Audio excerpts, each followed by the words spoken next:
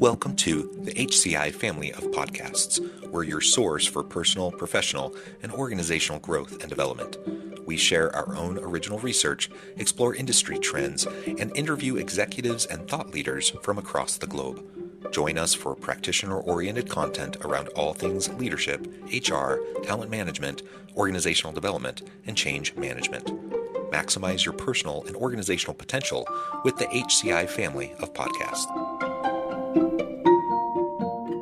Ab DeWeese, welcome to the conversation today. Thanks, Jonathan, for having me. It's a real pleasure. You're joining us from Dallas. I'm south of Salt Lake City in Utah. And today we're going to be talking about collaborative AI in the workplace and rethinking how people in AI work together. This is a super important, super timely topic. I think everyone's wrestling with trying to figure out the upskilling around AI, both individually and for their teams. And, we're wrestling with displacement potential. We're wrestling with hiring questions, around replacing people as they leave. There's just all sorts of questions around AI and how to use it effectively. And I'm a big believer in learning how to utilize the tool in a collaborative, human-centric way. And I'm just excited to talk with you and have a good conversation around collaborative AI in the workplace. As we get started, I wanted to share Ab's bio with everybody. Ab DeWeese is a serial entrepreneur, AI educator, and author of Essential AI, your all-in-one QuickStart to using AI in business and the workplace. He's also the creator of CollabChat AI, a platform designed to help teams work with AI and each other to produce better, more reliable results. So today we're going to be talking about what HR leaders need to know about creative AI and how it reduces risk, strengthens decision making, and helps people stay at the center of innovation. Ab, anything you would like to add by way of your background or personal context before we dive on in? No, man, I'm really excited. I have such a passion for helping people not be afraid of this amazing future that's in front of us. So I can't wait to talk about it. Awesome, awesome.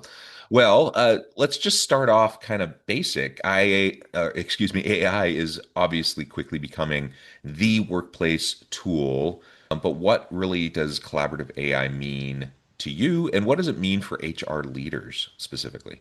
Yeah, so I guess for me, collaborative AI means working together to learn how to use something. Teamwork makes the dream work, right? So Hmm. the people working together learn things faster, right? If I grunt and point and say fire, or I grunt and point and like teach you how to use the tool, like this is how people learn. This is how people work together. This is how we transfer information. And so, what better way to learn AI than to sit down with someone, whether you're sitting down with them virtually or side by side, to learn how to use this stuff. And this kind of the darker side of this is as organizations, if we're not getting in front of this and we're not making these tools available to our workforce, they're going to do it anyway. You guys have probably heard of shadow AI. That's Hmm. the AI that's in the workplace that you don't know about because it's not supposed to be. Maybe it's them accessing a tool on the web, or maybe it's just using this right here, right? Because I can pull this phone out and just, use AI from my pocket. The point of collaborative AI is you want to reduce the risk of misusing it, right? And there's a lot of different ways that people can misuse it. But if you have people work together, especially if you have junior people and senior people working Hmm. together, you're able to have some oversight on the way that it's used, and more importantly, the quality of what comes out, which is really what's more important, is how do we get the most out of these things so that we're using it to generate something that's more beautiful and more effective as opposed to just a bunch of AI garbage. Yeah, yeah. And there's plenty of that, right? It is such a great tool. It can produce so much wonderful material. It can augment, what people can do and the expertise related to their positions. But man, if there's not oversight, there's a lot of garbage that comes out of it. Now, you mentioned shadow AI. Before we talk about the garbage piece a little bit more, because I think that's important. Yeah, let's talk about the shadow AI piece a little bit. Why is that a problem for organizations? And how can they avoid the shadow AI effect? Yeah, I mean, so the thing is, it is such a useful tool. It's gonna find its way into the workplace. So to try to put a dam up and keep the ocean at bay is a pretty daunting task. Like it's coming, and so appreciating that it's coming is, I think, the kind of the first step. And so if we attempt to wall it off and keep it out, it's going to show up as shadow AI, right? And so then what do we do about it? Like how can we solve that problem and bring it in a way that's meaningful? Well, it means knowing that it's coming. Well, let's have a plan in place to bring it in. Let's bring AI in a structured way where we have some control over the situation. As a father of young girls, my girls are going to grow up and they're going to date, right? And I could try as I like to keep all the boys at bay, or I could do my best to make sure that the ones that come to our house are the ones that I want to be there, right? So it's no different, right? So as AI is coming into the workforce, it's incumbent upon you, dear leader, right, to get ahead of it, have a plan, and have something that they can use where you don't necessarily have to control all of their interactions, but you make sure that they're surrounded by a good peer group and responsible people that will give them good oversight if you can't read every message. Yeah. And maybe it's obvious to everyone in the audience, but maybe speak to the issues, the challenges, the problems that occur when people are leveraging shadow AI instead of going through more proper channels. Yeah, well, I mean, the biggest one is if they're hiding it, you're not going to know about it, right? So you're not going to know about it until it's too late. But the biggest risk of shadow AI is really not because AI is shadowy. It's more that most people, not just rank and file all the way up through senior leaders, most people really misunderstand. They misunderstand the immense power that AI brings, and then they completely misunderstand how it constantly falls short and falls on its face. And because they're not adept, and isn't everyone, but those that are not adept at AI, and they don't know how to apply the scrutiny. They don't know to be skeptical. They don't know to not trust everything that it says. They fall into the trap of just believing everything that comes out, and they put that work out as their own. And you see countless news article and countless headlines of big mistakes that people make where lawyers cite cases that don't exist. But Yeah. but things as simple as I'm not gonna name the guilty, but one of our clients, there's a young engineer and a senior engineer, and the young engineer created a whole bunch of output and got it from AI. It was actually an internal AI system that the company had. So this is not even a case of shadow AI. It's an internal system company had. And the junior engineer thought, well, because I'm using this system that's blessed by the company, I can trust verbatim everything that comes out of it. And so she passed off this work, this requirements document, which is completely wrong. And a review and oversight from a senior person was able to rectify that. But if had he been in the loop as AI was guiding her through this process, he would have been able to avoid a lot of strife. So let's take this into a shadow AI case where it's not just a company blessed, company tuned and company trained AI. It's just one that's off the shelf that's available on their phone or through some website.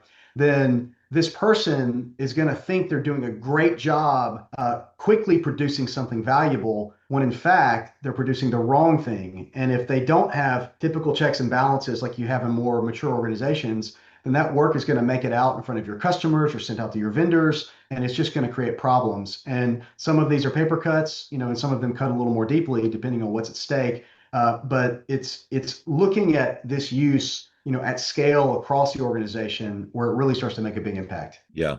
And there's the security issue, right? So if people are, using shadow AI off the shelf stuff that's not, sanctioned by the organization, and maybe they're sharing organizational documents or data or things like that, that can become a security problem. I mean, there's lots of things. Yeah, But if you don't mind, let me jump on yeah, that for a second. So it's a really good point because even brand name world household name AI systems, if you configure them the right way, there's no security risk. But if you don't know to configure them the right way, then you're unknowingly exposing all this proprietary company data to these companies. So not only can they train their AI, but you've got your proprietary data on their servers, right? And sometimes yeah. that might be a HIPAA violation. That may be a client confidentiality violation. That might be, a government, international traffic and arms regulation violation, right? So these are real risks, and it's smart for you to bring them up. Yeah, yeah. Now let's get back to the garbage AI. It's kind of come up in your examples too. Like people are too reliant on the outputs. And it's one of the it's funny. You can watch all sorts of videos, of teachers talking about the crappy essays they get from students who like copy and paste, the AI output. So Yeah. those are funny, and a bit alarming because we have to realize, okay, how do we better train if students are going to use them? How do we train them to use it effectively? How do they monitor the output and quality check it and ask the right questions? I think we've all seen that, in those types of videos for schools. The same kind of thing applies to organizations, right? Because employees are using it too, and they're trying to be as productive as possible, and they have KPIs, and they want to have good output, and blah blah blah. So there's all these reasons why, people would use it, and used effectively, then it really can enhance what you're doing. Like it really can be a game changer, but not used effectively, not without the guardrails in place, you really do get garbage output. Maybe talk through like what are some of the key things that we need to be watching out for, and how we can really collaborate with AI rather than just like wholesale outsourcing our work to AI. Yeah, no, it's really smart. And I like to summarize it all with the word lazy. If you're lazy with it, you're like, write me a thing and you copy and paste it and send somebody. Like that's a really lazy use. And it's not so much garbage in, garbage out. It's like lazy in, garbage out, right? Or low effort in, Yeah. garbage out, right? And it's the discipline to sort of, to take what comes out and make it your own, put the work in. So from a collaborative standpoint, if you've got other people in the loop, they're not going to let you get away with your junk, your garbage. You're like, hey, can you look at this for me? You're like, this is a bunch of junk. Like this doesn't look any good. Maybe make it look like this. Or somebody tells AI to make me a thing, and then I look at it and I tell AI, great, make it red, make it or can you turn that inside out, or can you restate that in this tone, and maybe remove the bullet points. Make this sound less like a language model. Or I like to do things like more cowbell, or Hmm. just kind of throw curveballs at it to make it a little more human. But it really, like the garbage, it kind of comes in two forms. One, it's laziness, and the other is inaccuracy. So not everybody understands. If you don't mind, and just to educate the listeners for a second, all these things do is guess the next word. They're phenomenal next word guessers. They guess the next word. They're amazing at guessing words such that the words that they string together mimic the patterns of human speech. They're very good at writing things that sound like something someone would say, and they are notoriously inaccurate. They're not factual. They're not encyclopedias. It's not a reference. It doesn't. You can anchor these things in ground truth, but at the end of the day, all they do is guess what sounds plausible. And so because of that, you've got to stay vigilant and look at the output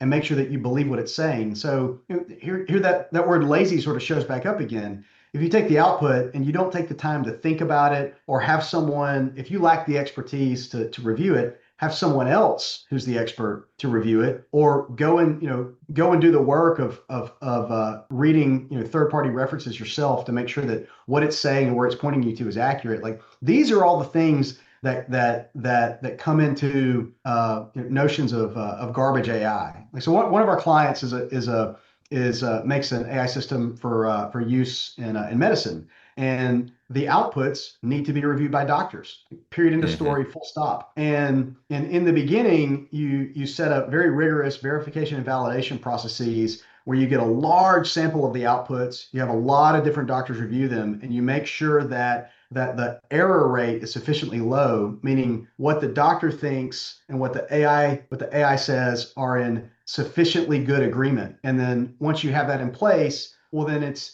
still incumbent upon you as the organization to sample, one out of every 100 or one out of every 1,000, whatever the right rate is, Yeah. AI outputs, and make sure those are accurate. And a failure to do that at the organizational level is another way of being lazy. And that's how you kind of monitor and prevent the garbage. And it's really as simple as looking at what comes out of this thing. And if I may, and people will say, why would I look at everything that comes out of AI? Doesn't that defeat the purpose of using AI to automate this stuff? And the answer is you don't have to look at everything. In the beginning, you do, But as you gain more confidence and you have the rigor to demonstrate that, you can have less and less and less oversight, but you still need some. So that's those are kind of the themes. Yeah, because there's still like the models are getting better for sure. And some of the newer releases, really blow my mind when I see, like start to even scratch the surface of what they can do. But there's still hallucinations. There's still just like you said, it's guessing the next word. And so there's just it will put out stuff that looks like it fits. And if it doesn't know, it'll just make something up, right? That's exactly right. Yeah. Well, okay. So tell us more now about your platform. You've built a platform focused on people plus AI teamwork.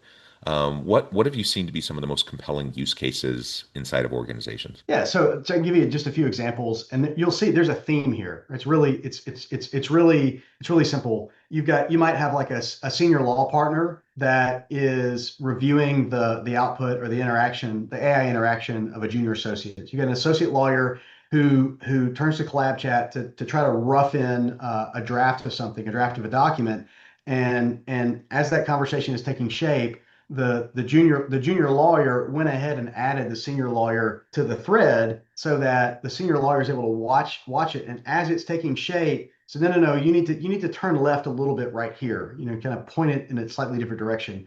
Another example of that is in software engineering. So you might have a senior developer come in, start a thread with CollabChat that says, I need you to build a blah blah blah blah blah blah blah blah blah application, and that the senior dev is able to speak very succinctly, use acronyms, abbreviations, and speak through her fingers really fast. So she's going to articulate this vision and then say, now put together a step-by-step plan. And then she invites the young developer in here and says, go do those things. Right? So she saved her a ton of time to articulate this vision. She gets it out quickly, and then CollabChat. She's able to have CollabChat break down the steps. Well, as it's breaking down the steps, step three might not be. It might be different from what her vision was, and she can kind of tune it as it goes. Invite the junior dev in. Junior dev goes and does the things, and when he has questions about how to make a design decision or how to debug something where he's stuck, now he's got this fully built up conversation that he can ask questions into, and she's already in it, so she gets notifications, she sees where he's stuck, and it's not so much him collaborating with AI or her collaborating with AI. It's literally them collaborating together to get the most out of AI. So those are a couple of examples, right? And I'll throw a third one out there. You got a sales professional who's kind of game planning how to go attack, like how to get at a prospect. And they're putting this game plan together. Well, the sales leader is in the conversation, is able to see and just slightly tune both the AI recommendations and what this sales professional is putting together so that you get to the right output faster. Hmm. Yeah, and that's the key, right? Is getting there faster. It doesn't mean it's going to do everything for you. It's going to solve everything for you. It can if you monitor it, if you train it correctly, if you quality control it. It can help you start to consistently get there faster, which is really cool, right? So then that's where the conversations around displacement start to come in. Like if we can reliably get good outputs, good tasks, AI agents and such, and get reliable processes, reliable outputs, then all of a sudden you can, start to even think about how do we displace certain tasks or certain roles, and that starts to scare people to death, right? But it, really not dissimilar to any other major technological breakthrough or tool that we've seen over the years. Every single time there's a new tool, it potentially displaces certain tasks, whether we're talking about a new computer program or, the wheel, anything does Yeah. that for us. And so we're constantly in this space of trying to figure out how to utilize the tool effectively, try to be that human centric kind of checkpoint for the tool that's being utilized, because that's always going to need to be there. There's always going to need to be that quality control. There's always going to need to be the like who's training the AI, who's making sure that the outputs are where they need to be, who's that expert, right? Um, that's the sticky point. That's the tricky thing right now. Where do you see that going and developing in the coming years. Yeah, I think, people are always scared of change, right? They're scared, people are scared of new things. They're scared of not really new things, they're scared of the unknown. And especially when the unknown is, when you don't understand it, and then it might potentially, you're worried it might hurt you. It's easy to be afraid of that. And so one of my clear answers is, and this is one of the reasons I built CollabChat, is because if I'm standing at the edge of the dark forest and I have to walk in there, right, and I don't have a choice, I would feel so much more comfortable if I have a friend at my side. So being able Mm-hmm. to work and to be able to approach this thing with a friend just makes it a little less scary. Well, what would be better than that if my best friend walks out of that forest and says, "Hey, man, come on back in here. It's safe," right? And so that's one way to kind of lower some of the fear of approaching these things. The other thing that I'm really excited about is eventually everyone will have been exposed to AI use on a very regular basis. It hasn't happened yet. I tend to think everyone's using it every day, but then I realize I can kind of live in an echo chamber, and there's, for every person that's out there using it every day, there's probably, eight or nine or 10 that haven't touched it yet. And I've got to constantly remind myself that there are lots of people out there that are just getting started with it. So you Or said, or to add to that, yeah. maybe they are using it, but they're not using it in any sort of sophisticated way, right? Um, and there's nothing wrong with that. If you're dabbling and you got to start somewhere, you got to start to figure out how to utilize it. But I really do think the number of people who are like really leaning in and using AI as a collaborative tool in a sophisticated way is probably pretty darn small at this point. Yeah, I think you're right. And the good news is the people that are dabbling in it, they've already taken the first step. And there is no substitute for talking to, it doesn't matter which AI system you talk to, spending the time talking, and when I say talking, I mean through your fingertips, right? Talking through your fingertips, interacting with these things, conversing with them. It's just like you meet a person after you've had several conversations with a person, you get a sense of who they are and who they Hmm. aren't, what they can do, what they can't, where their strengths and weaknesses are, what they're good at, what they're bad at, what they like, what they don't like. That just comes with familiarity and spending time talking. And AI is no different. The more you interact with these things, the more comfortable you're going to get with them. And the more you're going to realize what they can't do. The more you're going to appreciate how you have to have a skilled person in the driver's seat. The more you use them, the more you'll begin to realize, oh, this thing's not going to replace me. It needs me. I'm the pilot. This jet doesn't fly itself. Sure, when I get it to altitude, there's an autopilot, but I've got to stay in the cockpit because if something goes wrong, I need to be there. And when it's time to land the plane, it's my job, right? I've got AI doesn't work without a skilled person at the helm, and you don't get to deeply appreciate that until you've spent enough time talking with these things. So I'm excited about the future because as people become more and more and more exposed to it, they'll become less and less fearful, and they'll begin to have that sense of agency. And just like the computer that was supposed to, like, delete all these jobs ended up bringing tons and tons and tons of prosperity, AI is the same way. And right now people are afraid, and I feel like I'm on a mission to just give people the confidence and the simplicity to go like headlong into this brave new future. And I'm really, really, really excited about it. And I'm on a mission to just remove the fear and empower people. Yeah, I love it. Well, this has just been a super fun conversation. I know we've only scratched the surface. There's so much more to be said about everything we've talked about today. But Ab, it's been a real pleasure to be with you. As we start to wrap up, I just want to give you a chance to share with the audience how they can connect with you, find out more about your work, and then give us the final word for today. Yeah, thanks. So you guys can find me at abdeweese.com. That's AB Deweese, Deweese.com. And check out my book, Essential AI. I make this stuff really approachable. You're welcome to use CollabChat. It's a free tool. And if you guys need help from my team or me, as from a leadership or implementation standpoint, be happy to help. And if you just have questions about AI, follow me on LinkedIn, reach out. I'd love to help you. Awesome. Ab, thank you so much. It's been a real pleasure.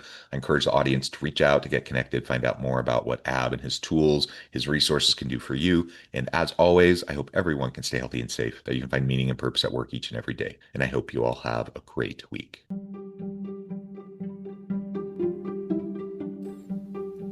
Thanks for joining us for this episode of the podcast. We hope you stay healthy and safe, and please join us again soon.